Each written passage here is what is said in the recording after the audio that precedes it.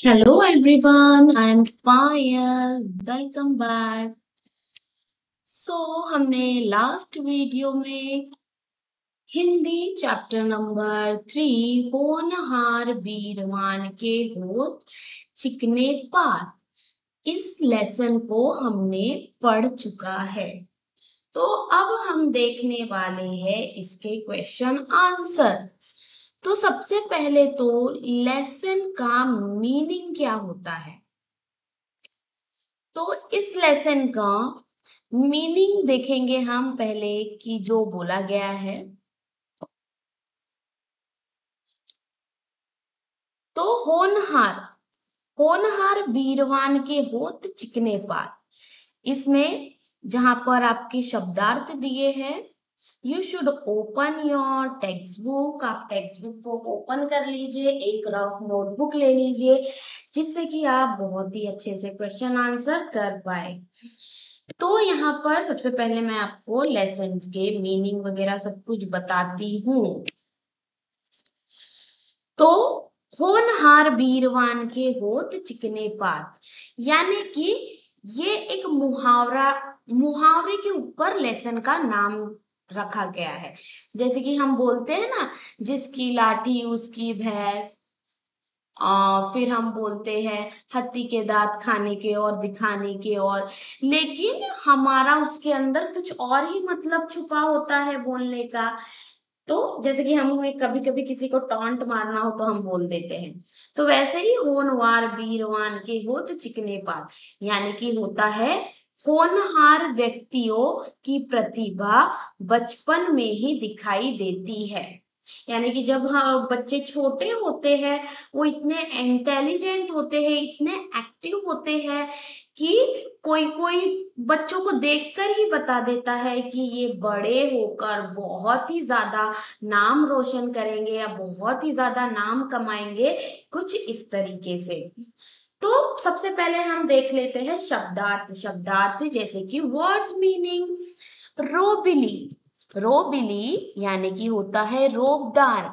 जैसे कि हम बोलते हैं ना कड़क स्वभाव, ऐसा कि किसी को भी रॉब बहुत ही अट्रैक्टिव लगे। दरिद्र, दरिद्र यानी होती है गरीबी। वाक्य पटुता यानी कि बोलने की चतुराई। चतुराई यानी कि कोई कितना शातिर होता है, उसे हम बोलेंगे चतुराई। प्रतिशोध यानी कि बदला। गौरक्षक, गायों का रक्षक। चयन, चयन यानी कि चुनाव करना, चुनना। बंदी गृह, कारागार। वाणिज्य, व्यापार। अभाव यानी कमी, आग्रह, हठपूर्वक प्रार्थना। नेतृत्व, मार्गदर्शन एवं संचालन करना। दिलेरी, बहादुरी। उल्लंघन, दिलेरी यानी बहादुरी भी, और दिलेरी यानी कि जो बहुत ही खुले मन का होता है, दिलदार होता है, उसका मन छोटा नहीं होता। जैसे कि सपोज एक बच्चे ने टिफिन लाया है, लेकिन वो अपना टिफिन, उसने सुबह भी खाना नहीं खाया, सिर्फ उसके टिफिन में सपोज 2 पराठे हो, लेकिन उसका दिल इतना बड़ा है कि उसने एक पराठा अपने जो एक फ्रेंड ने टिफिन नहीं लाया था उसके साथ शेयर कर लिया, उसे ही बोलते हैं दिलदारी। उल्लंघन यानी कि न मानना। नीडर, निर्भीक यानी नीडर। सुसमुद्ध, अत्यधिक संपन्न, यानी कि जिसके पास सब कुछ हो। अब हम देखेंगे निम्नलिखित प्रश्नों के उत्तर दो। मौखिक, मौखिक यानी कि ओरली आपको आना चाहिए। फर्स्ट क्वेश्चन है क, बच्चे कहाँ खेल रहे थे। तो बच्चे गंगा किनारे खेल रहे थे, यहीं पे मैंने आंसर लिखा है। ख क्वेश्चन है, प्रश्न, बच्चे कौन सा खेल खेल रहे थे। तो बच्चे राजा राजा का खेल खेल रहे थे। ग क्वेश्चन है, मंत्री बने मित्र का क्या नाम था। तो मंत्री बने मित्र का नाम विशाख था। चंद्रगुप्त की माता का नाम बताइए। तो चंद्रगुप्त की माता का नाम मूरा था। मगध के राजा का नाम क्या था? मगध के राजा का नाम राजा नंद था। तो ये हो गए। अब ये है लॉन्ग क्वेश्चन आंसर, तो ये मुझे टाइप करना होगा, तो ये हम नेक्स्ट पार्ट में देखेंगे। अभी हम सारे जो भी वर्कशीट दी हुई है हम वो पहले कर लेंगे। अब यहाँ पे बोला गया है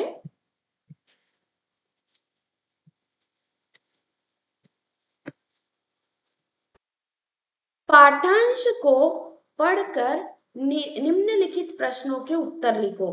तो यहाँ पर क्या दिया गया है, एक पैराग्राफ दिया गया है और नीचे में क्वेश्चंस दिए गए हैं। जैसे इंग्लिश में आता है पैराग्राफ, जो पैराग्राफ दिया रहता है और नीचे में क्वेश्चन दिए रहते हैं और उसके क्वेश्चन आंसर हमें लिखने पड़ते हैं। सेम उसी तरीके के पाठांश यानी कि एक पैरा आपको दिया होता है, कुछ लाइनें लिखी हुई होती है और क्वेश्चन दिए होते हैं, उससे हमें आंसर लिखने होते हैं। और ऐसे ही same question answer 10th standard में भी आते हैं। देखते हैं, चाणक्य उसकी वाक्य पटुता और कुशल नेतृत्व क्षमता से बहुत प्रभावित था। तो सबसे पहले तो एक बार आप क्वेश्चन को रीड कर लीजिए और एक बार पैराग्राफ को रीड कर लीजिए। तो फर्स्ट क्वेश्चन है, चंद्रगुप्त के किन गुणों से चाणक्य प्रभावित था? तो यहाँ पर मैंने किया है फर्स्ट लाइन, चाणक्य उसकी वाक्य पटुता और कुशल नेतृत्व से बहुत प्रभावित हुए। अब ख क्वेश्चन है, चाणक्य कहाँ से अपमानित होकर आए थे? सेकेंड क्वेश्चन, तो सेकेंड का आंसर है, यहां से हम लिखेंगे, हमें लिखना है पहले चाणक्य। चाणक्य लिखना है राजा नंद, ये जो मैंने चाणक्य लिखा है ये आपको लिखना है। चाणक्य राजा नंद के दरबार से अपमानित होकर आए थे। ग क्वेश्चन है, चाणक्य किसकी मदद से किससे प्रतिशोध लेना चाहते थे? तो ग का आंसर है, उन्हें चंद्रगुप्त जैसा एक समर्थ बुद्धिमान राष्ट्र प्रेमी नव युवक की आवश्यकता थी, जिसकी मदद से वे राजा नंद से प्रतिशोध ले सके। घ क्वेश्चन है, ब्राह्मण को कितनी इच्छा करनी चाहिए? तो आंसर यहाँ से है, ब्राह्मण को उतनी ही इच्छा करनी चाहिए जितनी आवश्यक हो, यानी कि जितनी जरूरत हो। देन हम नेक्स्ट देखेंगे, भाषा को समझे।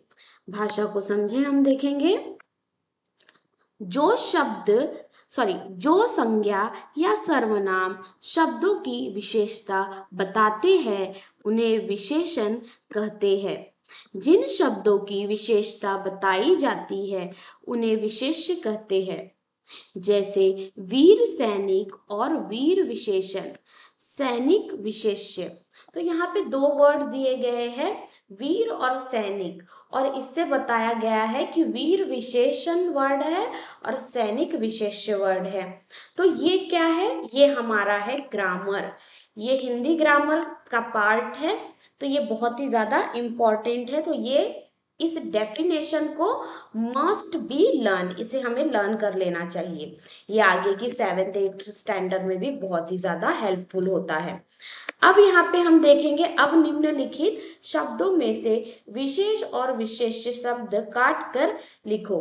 तो यहाँ पर अब आपको नीचे दिया गया है बॉक्स, अब आपको यहाँ से इस बॉक्स में से वर्ड्स को विशेष और विशेष्य में 2 कॉलम्स में लिखना है।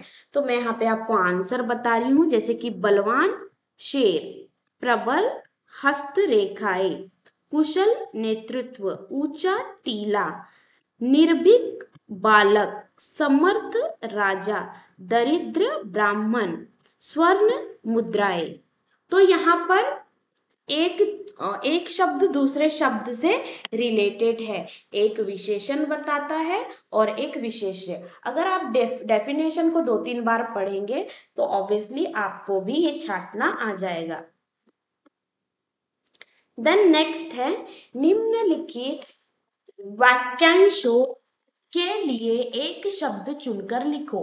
तो अब यहाँ पर क्या दिया गया है, ऑलरेडी वर्ड्स दिए गए हैं, हमें ये लिखना है। जैसे क है प्रजा की रक्षा करने वाला, प्रजा पालक।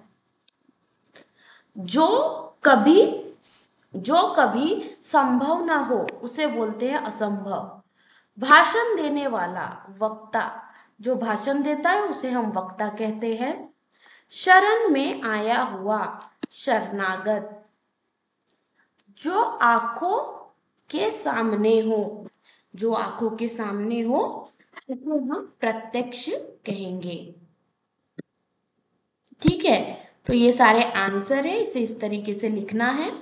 देन थर्ड है निम्नलिखित मुहावरों का वाक्यों में प्रयोग करें।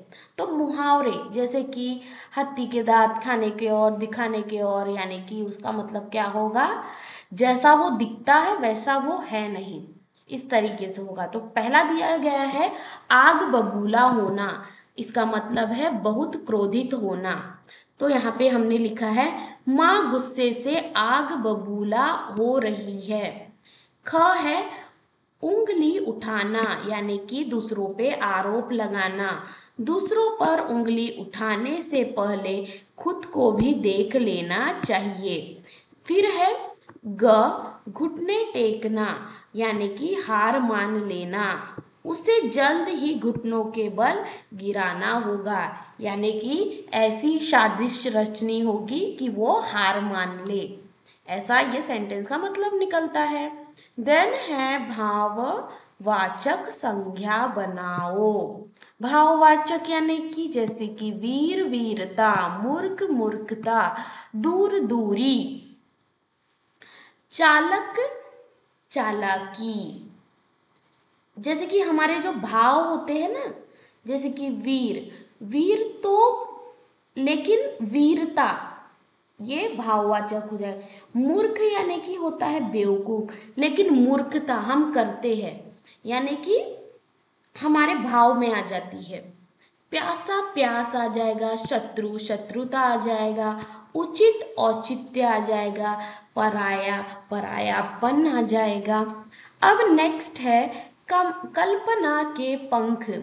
अब यहाँ पे एक क्वेश्चन पूछा गया है आपके लिए, अगर चंद्रगुप्त मोम के शेर को पिंजरे से न निकालता तो क्या होता अगर शेर बाहर नहीं आता तो मैंने यहाँ पर लिखा है अगर चंद्रगुप्त शेर को नहीं निकाल पाता तो वह अपने पिताजी को भी जेल से नहीं निकाल पाता, ना ही कभी 1000 मुद्राएं जीत पाता। एक राजा को प्रभावित व्यक्ति ही आकर्षित कर पाता है। जैसे कि इसमें क्या हुआ था, जो चंद्रगुप्त है, राजा ने कहा था अगर जो शेर को बिना दरवाज़ा पिंजरा खोले तोड़े अगर निकाल लिया तो मैं उसकी 2 इच्छाएं पूरी करूँगा। और चंद्रगुप्त के पिता जो कि जेल में थे राजा नंद के, तो उसने जब अपनी इच्छा मांगी तो वो चाहता था कि मेरे पिताजी को जेल से छोड़ दिया जाए, इसलिए वो जेल से अपने पिताजी को निकाल पाया और 1000 मुद्रा भी जीत पाया। और इसी समझदारी के वजह से राजा उससे बहुत प्रभावित भी हुआ। तो अगर वो नहीं निकाल पाता शेर को तो ये सब कुछ बिल्कुल भी नहीं हो पाता, इसलिए मैंने ये आंसर लिखा है। देन है अगर आप भारत के राष्ट्रपति बन जाए तो क्या करेंगे।